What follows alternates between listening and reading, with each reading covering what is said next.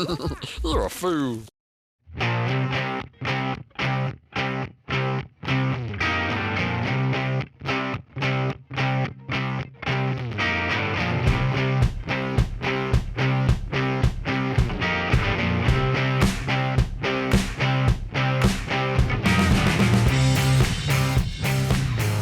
Welcome, everybody, to the Racing Foolz podcast, powered by Low Budget TV and brought to you by Crown Performance.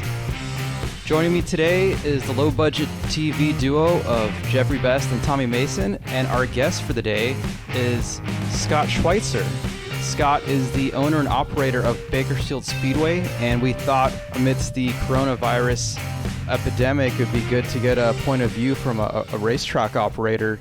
So welcome to the show, Scott. Thank you. Thanks for having me on today. We were off to such a great start. What was it, about almost 30 days ago? Or a month, yeah. A month ago, and we celebrated opening night. I had a great night of racing out at Bakersfield Speedway, and then it happened. That coronavirus came through, and that's technically where the season just came to a pause.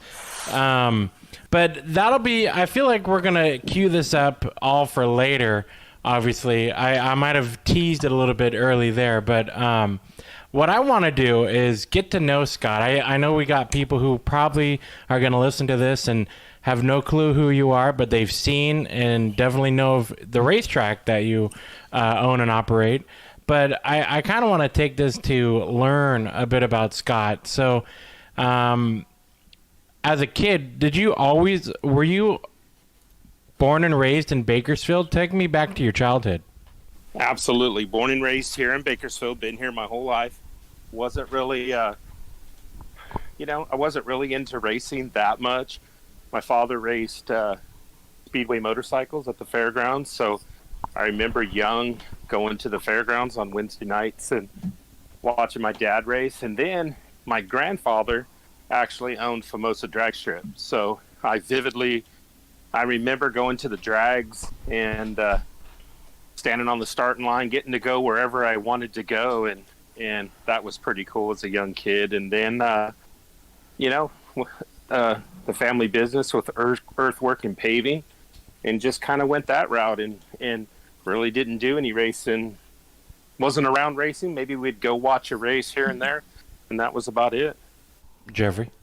So, Scott, with the, obviously, being raised around it, having family kind of in the business, how did the connection come from you going from, a family member running a racetrack to now, here you are with Bakersfield Speedway, and owning and operating that. So where does that connection happen? Because we were in earthwork and paving, the family business, we knew the prior owners. My father was good friends with Johnny Petrus. So we would go out there, my oldest brother and I, Randy, and we'd take our equipment from the construction company, and we would do a little work on the track. If they did a motorcycle event or a monster truck or whatever, we'd go out there with our equipment and change the track around. Well, Doug Baton was the one that did the day-to-day operations, and he had a heart attack or had some type of heart issue, and my oldest brother Randy kind of got talking to him about Doug was wanting to get out of the business, and we were really fully into earthwork, but Randy called me and says, "Hey, meet me over here." So I met him at the parking lot, and he kind of pitched the idea as like, "Hey, they're wanting to get out of this business, and might be something we can look into because we have equipment and we've worked on the track before." So that's kind of how it all started. So had some meetings with them, and next thing you know, I own the racetrack. That's very interesting because, a lot of people in this racing industry, kind of a little bit different of a storyline from what you had mentioned earlier is, you didn't grow up going to Bakersfield Speedway every Saturday. You kind of just grew up with other interests, but then you kind of bonded. You've become a race fan. You probably were in the business before you were a race fan, and then just had no choice but to to excel in it. So did you basically, when you took the keys to Bakersfield Speedway, did you have to hit the ground running? We absolutely knew nothing. We literally took over, and it was just kind of one of those deals like, we own a business. This can't be that hard. And Yeah. Oh my God, it was just a reality burst to a full effect. I mean, literally, I didn't know where to shut the water off. I didn't know how to turn the sprinklers on. I didn't know anything about a fryer in the kitchen, how to turn the PA system on. Literally nothing. It was like, congratulations. We got the keys in February of 2003, and we had to start racing in less than a month. So, and, write rules, do registrations, and get going. So it happened real fast for us the very first year. So hang on. I'm sorry. Go ahead, Jeffrey. Dang, just Cut you off, great man. job right in front of me, Right. there, didn't you? So Scott, I'm curious about that kind of going on that first month. Where, like you said, you guys had to learn everything and have a season ready to go. I imagine there's got to be a few stories in there of like moments where you guys were probably running around with their heads cut off, but somehow made it happen nonetheless. Maybe walk us through some of those. Well, my father kind of told us in construction, you can't tell an employee what to do if you couldn't do it yourself. So I kind of was raised on that theory. So for me, I spent a night in the announcing tower. I spent a night, in the kitchen cooking. I was, serving sodas. I was on the tech pad. For me, it was just kind of, I liked it because it was a new challenge and it was exciting. It was adrenaline rush. So it was a chaos, but it was okay. I mean, I was real fortunate in the very, very beginning. Larry Brown, that's TCR Performance, made a phone call, and Jim Naylor from Ventura Speedway called me, and Jim came to Bakersfield and helped me a lot. I didn't even know the man, and he just literally reached out to me and came down and graded my track a couple of times and just talked about what to expect and what the kind of the racing deal was about. So I was real fortunate to create a good friendship with Jim right out of the gate. And, it was just, the first year was an extreme learning curve, but I mean, looking back, there wasn't really no huge curveballs or hurdles that we had to get over. It was just about learning and soaking it all up. So that actually leads me into one of my questions was going to be, from then till even current, very modern day, is there a particular promoter or owner or sanction person that you've been able to lean on for advice from then till now and everywhere in between? Or is it just a handful of people? Who do you go to for some advice? I don't really go to anybody for advice. I watch what everybody's doing, but I can tell you that what I do at my racetrack and what works at my racetrack is totally different than any other racetrack in the United States. I mean, we go to the Reno conventions and talk to other promoters, and they give you ideas and stuff, but it's you got to find what works for you. And, perfect example is we're a stock car town racetrack. I mean, everybody tells me, you got to bring in more open wheel, you got to do this, but you also got to know what works for you, and you got to find that out. In my opinion, find that out real quick, and then we stick with it. So Right. I try to be friends with all the other track owners, which I've got great relationships with other track owners, and I do talk to them quite a bit. But as far as asking them, questions about what should I do here, I really haven't done too much of that. It's more about, what I want to do, and I just do it. Right. So I'll see if Charlie's got anything before Jeffrey and I just run away with this train. So, I was wondering, a couple of things. Number one, so you've had the track for quite a while now. What part of the job has surprised you the most that maybe going into it you weren't expecting? I'm starting my 18th season, And when I bought this racetrack, I thought to myself, we were fully engulfed in the family construction business, and I thought, yeah, it's be no big deal. We'll do construction during the week, and we race on Saturdays, so we'll do the racetrack on Saturday. I quickly learned that it's not a Saturday only job. I literally walked away from the construction company, and my brother took care of that because it takes that much time. I'm not one of those guys. I got one full-time employee that stays out there and cleans the facility, blows down, cleans bathrooms.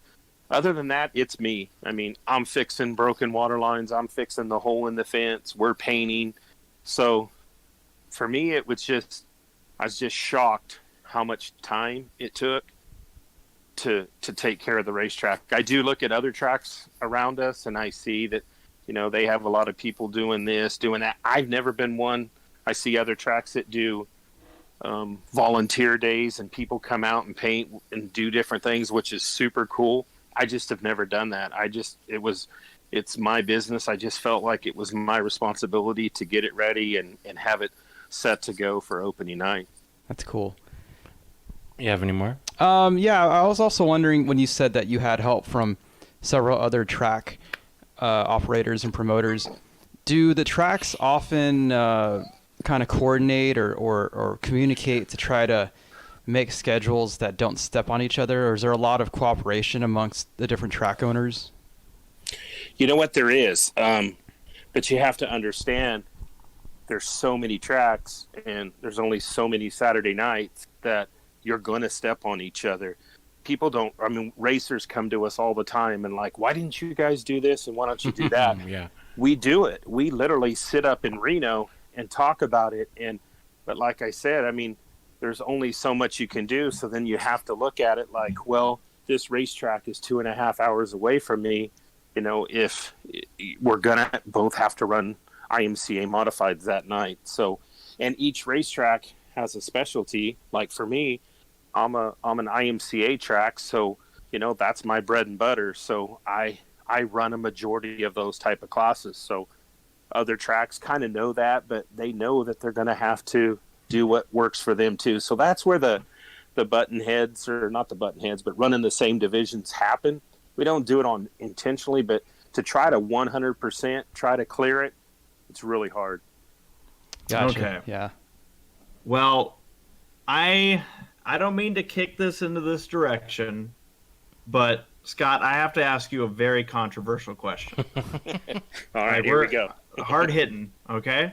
Let's have I it. need you to tell me, of all the divisions that run at your racetrack, which one is your favorite? You have to choose one of your children. Which one's your favorite child? Honestly, I love USAC midgets. That if I could run those things every Saturday night, I'd be a USAC midget guy.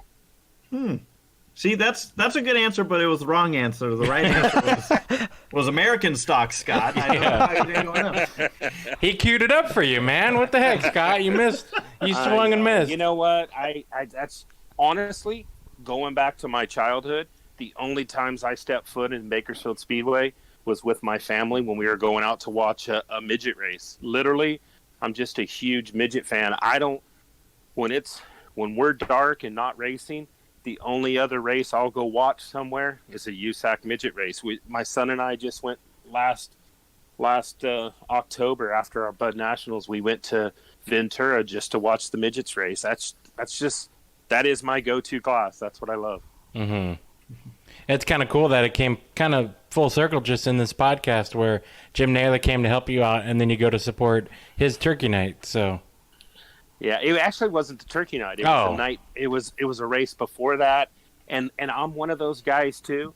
I pay to get in. I don't make it. I just we sat up in the corner of the grandstands and watched the races. So, and nobody knows we're there. And then, at intermission, after he graded the track, Dakota and I ran up there and said hello to him and had a nice chat with him again, and then went right back. So yeah, I like to support other tracks. I know what they're going through, obviously, so I don't like to hit the back gate and lean on that. But yeah, I don't do it a lot. I don't go visit a lot of tracks because I'm kind of burnt out on racing by that time of the year, but for a midget race, I'll definitely chase that one down. So one of my questions that I've been curious of too, within all of the country, but really a lot in California, you have your independent owned racetracks and then tracks that are on top of state owned property. Is there a challenge either way, or I'm guessing from where I sit, it probably makes you feel a lot better with some added expense, unfortunately, but to be your own property. Is that right? Yeah, absolutely. That's the only reason that I bought this place, was because I was buying 27 acres of land that racetrack sits on. That's, to be honest, again, this one's going to get me in trouble. But when I bought that racetrack, my ultimate vision was I would race for 10 years. If I could do the racing gig for 10 years, I would be happy. And at that time, I'll crush it, because we were in the family business was demolition, earthwork, and paving. Yeah, we could demo this place, put in some industrial buildings, and rent the space and live happily ever after, off the income. Yeah. But it didn't take me long to realize that how much passion the people of Bakersfield have for that racetrack and the racers and the history. And I literally told my wife, if I do what I thought I wanted to do, I would have to literally move to Costa Rica or something, because yeah, these people love that place, and they would hunt me down if I did something like that. So, and you know what? For 17 years, it's provided food on my family's table, and put the shoes on my kids' feet, and I've met a ton of great people. And my family experience, you guys know of what I went through 2 years ago. It really highlighted the tightness of the racing community, the way they reached out to us when we went through our devastation. And I mean, racers, it's a huge family, and I'm glad I didn't make that decision. Yeah. After the 10-year mark, and so we're just going to keep going. Wow, that's that's quite a story, and I could probably speak for all three of us, because we're all race fans from California. We've seen a lot of great tracks go away, so we could definitely appreciate the fact that you didn't make that decision. Like I said, it would have been a tough one to make, but no, it's there's a lot of history out there. We were going to celebrate the 57th year of the racing, but that's put on hold for a little while now. But there's a lot of history and a lot of great race car drivers that made laps around that place, and I'm just honored to keep it going. Well, I guess Jeffrey, do you have anything to add before we go into coronavirus mode? Oh boy. Well, I do, but maybe I'll use my topic to take us out of coronavirus mode. Oh, okay. That'd be a good idea. So write it down so you don't forget. I already forgot. Don't worry. Good. Yeah. So you want to lead us in there, Tommy? Yeah. So kind of like what I mentioned at the beginning, the tease going into this 75th racing anniversary for the Bakersfield Speedway, and we only got to one event. And opening night got done, green to checkered, no problem. No threat of rain, no issues. Scott turned off the lights and locked the gate, and we were all going to be back at it again the following weekend until they started. Really, what happened on your end? Because from where we sat, we were just told from Scott Schweitzer and everybody else saying, sorry, we can't hold any events because of this coronavirus. So what was your week like from after opening night all the way through? So did you get calls, emails, texts? What was the week of Scott? Well, I mean, we were coming off a great weekend, so happy to get it going. The end of the night on Saturday night, I was making my list of, what we needed to fine tune and fix up for the following week, which I always do. And I got back out there on Monday and just had the news on of what's going on. And I just started getting people texting me of, what's your plan? And I'm like, what do you mean, what's my plan? Yeah. And it really, I mean, I was watching the news and all that, but it really hit home to me of what was the seriousness of it when I got a phone call from Chris Kearns. And Chris is like one of my real good friends, and has been by my side the whole time, and we have a great relationship. And I guess he was on the phone with Peter Murphy, that's now promoting King Speedway, and Peter had already made the decision to stop. And I don't know, with him being on a county facility, a fairgrounds, that maybe he got the word quicker. But just my conversation with Kearns about them shutting down up there. So I started, getting on local health department websites for here in town, and they were starting to post some serious, how serious it was. I got to be honest, I didn't get a phone call that said you can't race. Mm-hmm. That decision was my wife and I's, because we were looking at the whole situation. I just didn't want to be that guy. At that point, I don't know. I could have probably raced March 14th.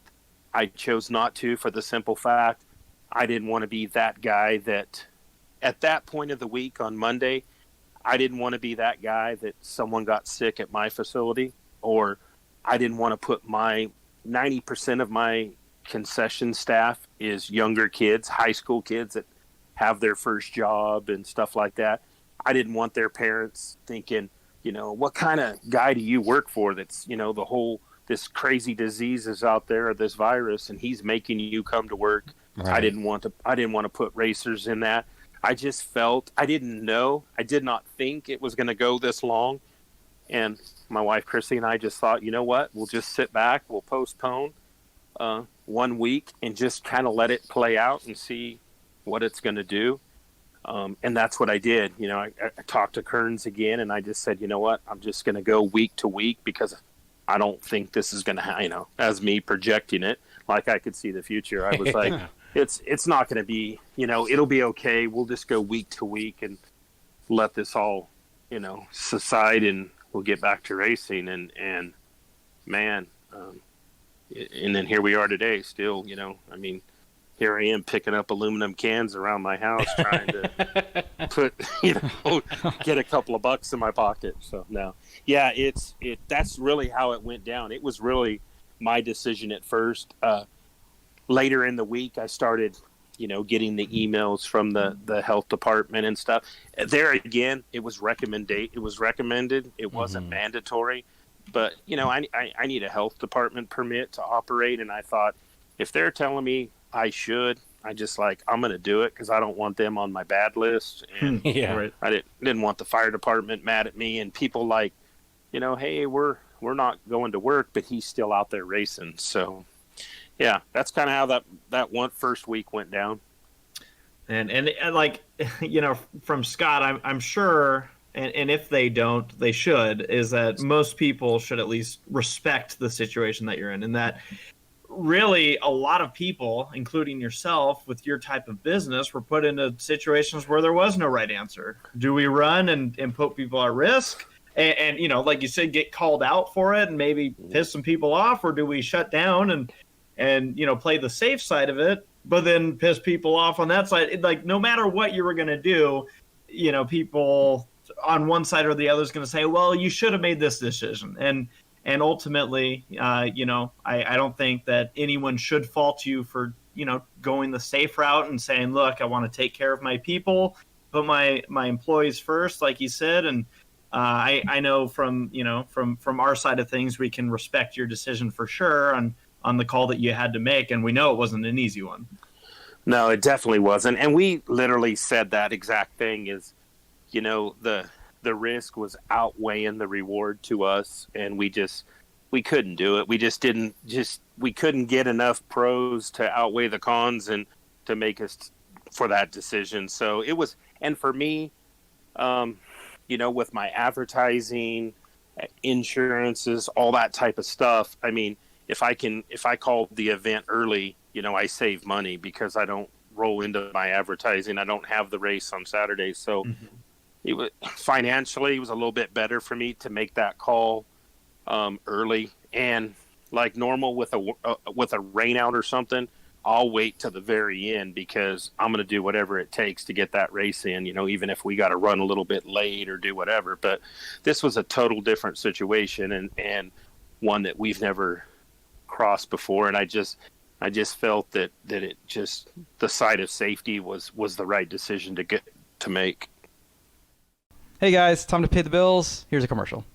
When performance matters most, the pros trust Crown Performance. Constructed from Teflon, Kevlar, and stainless steel, Crown Performance brake lines exceed all industry standards, will hold up against the harshest conditions, and provide ultimate stopping power, whether it's for the street or the track. We offer customized sizes and colors to fit any application. Visit crownperformance.com to learn more. crownperformance.com. crownperformance.com. So, this is a very unprecedented occurrence. We've never really been through something like this where the whole world gets shut down indefinitely. Is there, or if you could guess, what kind of long-term effect do you foresee on the motorsports industry that this event might have? Well, I get a lot of people asking me that, and it's a tough one. For me personally, it's going to be tough to recover, obviously. And for us locally in Bakersfield, we're an oil-driven town, and now this has affected the oil fields. And that's a lot of my racers. A lot of my racers, not just oil field guys, but all of my racers, they have jobs. And if they're not working and creating income, they're not racing either. So it's going to take a while. When a few years ago, when we had that little bit of a recession, we seen the effects of it. If people, they got to pay their house payment, they got to pay their car payment before they can buy pit passes and new race tires and put race fuel in their cars. So it's going to be a tough one to get over. I'm just hoping that, we can get back racing soon. And me personally, I have a great, strong showing of local house cars. So my payouts, my purses are doable if we get decent car counts. So I'm not having these big, expensive, high-end shows rolling through town twice a month. So, it'll be, I think that's going to help me get back going quicker. So, we're just counting the days till we get the green light to get going. Do you see there being a possibility? No one really knows when we will get on the other side of this virus, but do you see that maybe for this 2020 year, this was the only event, and Charlie, to go off of what he said, the effects of the motorsports industry, is this one of those things where you just pretend that it never happened? Do you put an asterisk on the year? Like, where does this get placed in the history books? Man, that's a tough question. No one knows. Something I think about all the time is, we run a point system. A championship. We've already lost races. I'm not in a position to make up races because I don't have any dark nights to begin with. Enough. I have a couple, but not enough. Mm-hmm. At the end of the year, I'm done. My Bud Nationals is my last race, and I have it in my permit to run the one race in November, which we get to race. So it's not like I can extend the season to make everything up. And then once the weather changes in November, it gets cold. It's hard to get people out for outdoor events. So yeah, we got to get going. I know we're going to be done. We're parked through April, and I'm just hoping that we can get going in May right away. There's all I'm hoping for. Jeffrey? Yeah, it's just such a weird situation. Scott, with Bakersfield Speedway, this is a track that obviously Tommy and I have been to many tracks. You've been to many tracks. And some facilities they do run other events, which obviously everything got sidelined for these tracks. But I know that some places, when you talk about your season compared to other places, because a lot of tracks don't operate week to week. One thing we've always loved about Bakersfield Speedway is it does.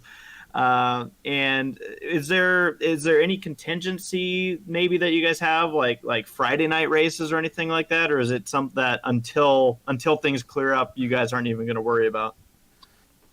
Yeah, I have a conditional use permit for that racetrack, and it holds me pretty tight to when I can race and when I can't race.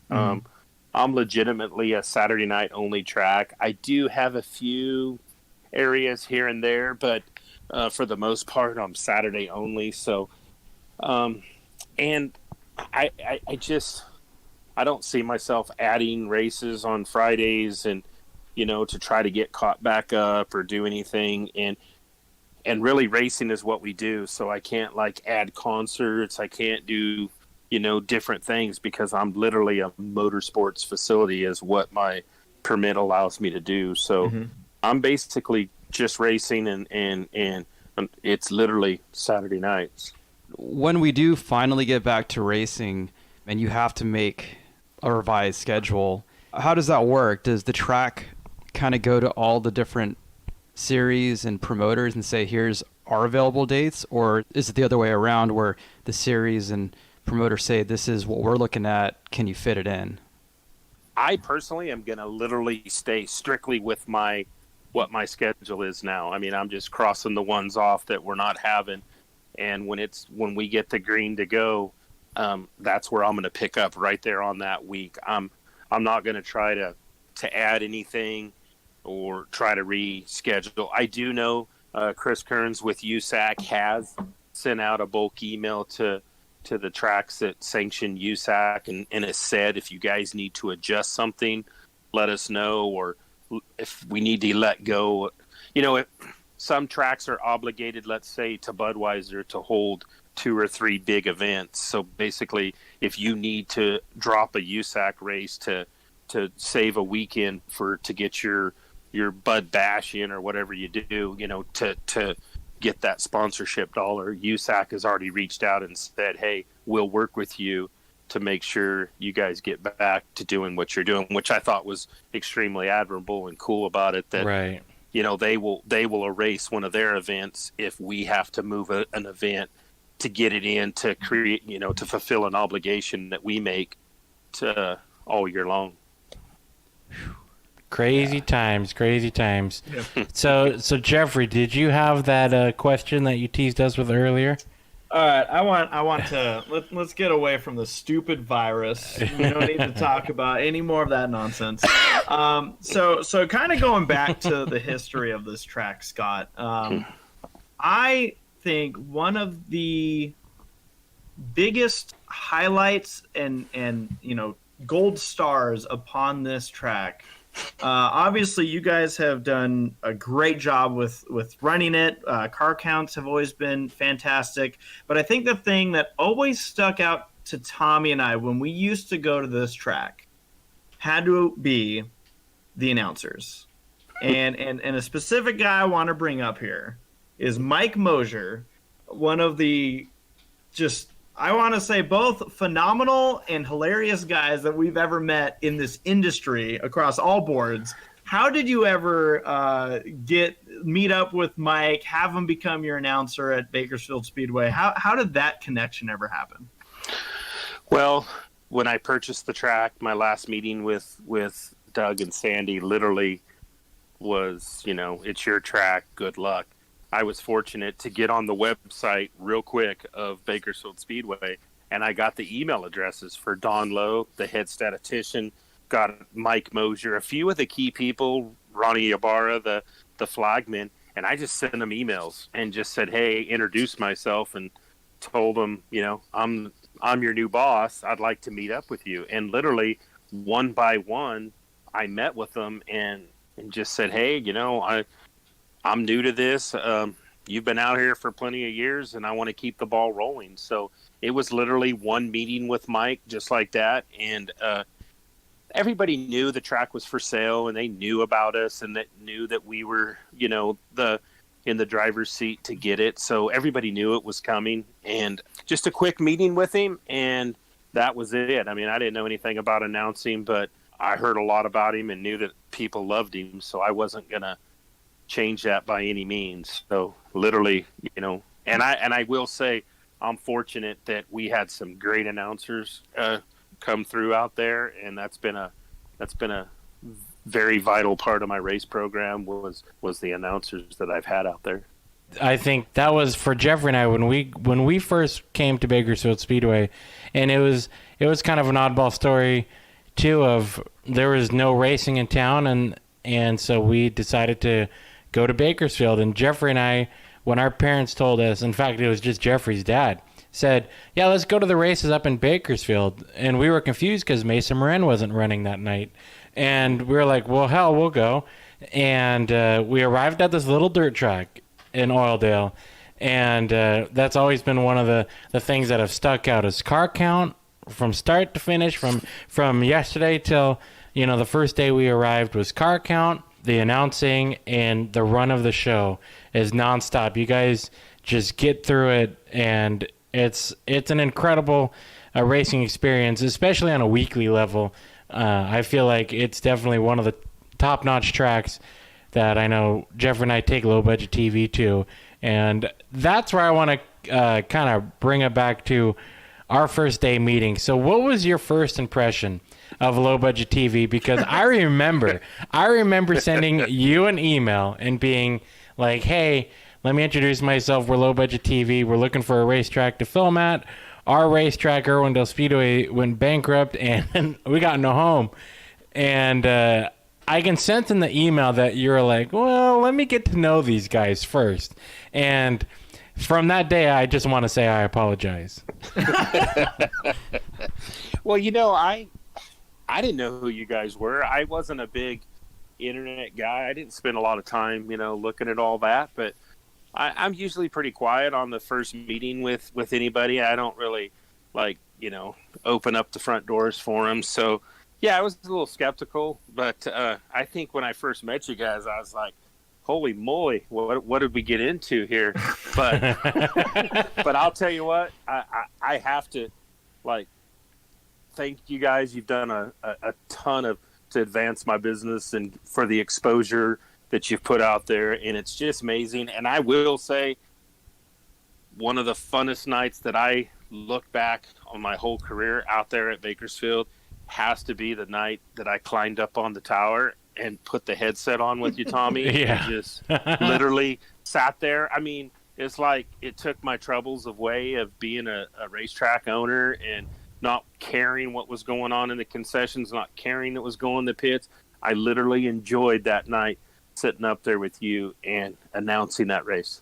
Yeah, Jeffrey is out, and so that was the one person missing, because I feel like, you know, Scott, we see Scott around, literally, he's filling the fridge, or he's, like you said earlier in the podcast, he's doing all these jobs. He's downstairs scoring sometimes, but I felt like all of his employees were there that night, and so he got to just kind of sit back, and I said, well, hey, Jeffrey's not here, grab the microphone, and that's exactly what he did, and not bad. So, hey, now you can etch that on the list. If Scott's got to announce, he's got experience now.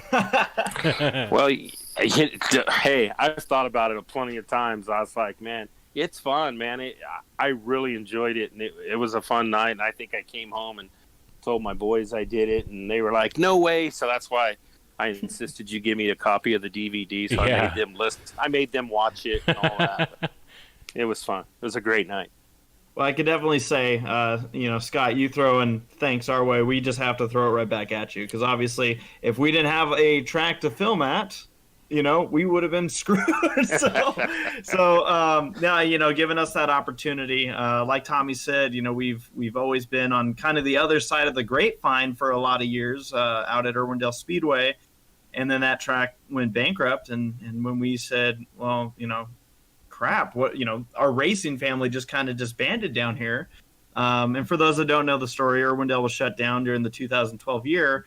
I came back the following year, but during that year, I remember when we first came to Bakersfield and just started getting to know people. It was almost like immediately we felt just kind of welcomed into like, you know, a family. You know, people always say, you know, the racing family really is a family, but when we have spent all these years doing the asphalt side, we didn't know. We were like, well, I guess we'll see how the dirt side goes, and my gosh, did we fall in love almost immediately. And yeah, it's just been, again, I personally have nothing but good things to say about Bakersfield Speedway, and it's not just because you're sitting on the other side of your computer screen right now. It's, you know, it's been such an amazing facility for us to cover. You got some incredible personalities in that pit area, and I know some of them probably keep you busy during the week. But yeah, no, again, we just have to thank you for the opportunity.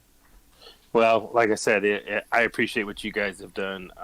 And I promise I'm still trying to fix the stairs. I know you hate climbing up that ladder, going up to the top. Oh, we're used to it now. 2013, when our second go around, we figured it out. We figured it out quickly. Oh, okay. We've had to do even more sketchy things, and that's not even like we explained to people, like, yeah, you take all that equipment up a ladder. Well, yeah. And it's not a problem at Bakersfield. It's when you go to other places. And their ladders really aren't all for that. A little bit short, you know what I mean? That's so. No, you don't have to change anything. But thanks for the new roof. Yeah, we definitely had to do that, man. That was getting bad shape. So yeah, that was a good improvement. So and you guys were the extreme benefactors of that. Yes, we were. I just felt bad for the scores when we were going to land on top of them at some point. So, but yeah. That's all I've got. Does anybody else have anything? I think we're good. Sounds like a strikeout. So, Scott, I thank you, and hopefully we could do more of these in the future. Yeah, absolutely. I appreciate you guys having me on, and hopefully this whole coronavirus thing will be behind us soon, and we can get back to racing. But like I said on that Facebook post, I think right now, taking care of your families and doing all that is the most important. We're not out here on the West Coast, my facility for sure. We're definitely not racing for a living. It's not what's paying the bills. So just letting everybody know that I am ready to go. We're eager, but take care of yourselves and let's get this behind us first. Amen. Definitely. Well, thank you very much again for joining us, Scott. And for you listeners, thanks for tuning in. And we'll catch you next time on the Racing Foolz podcast, brought to you by Crown Performance.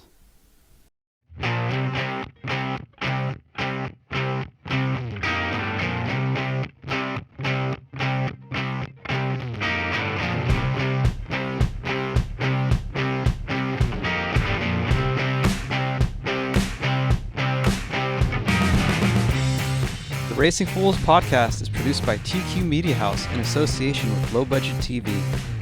Special thanks goes out to Tommy and Jeffrey from Low Budget TV, Kelly McGuire for the free mic and mixer, and Ramon Ariola for helping create various show elements. Music is provided by RFM, royalty-free music in the YouTube audio library. If you like what you hear, give Low Budget TV a follow on Facebook, Instagram, and Twitter, and let us know what you think. We welcome all questions, comments, and ideas, and who knows, maybe your idea will be the next topic on the Racing Foolz podcast.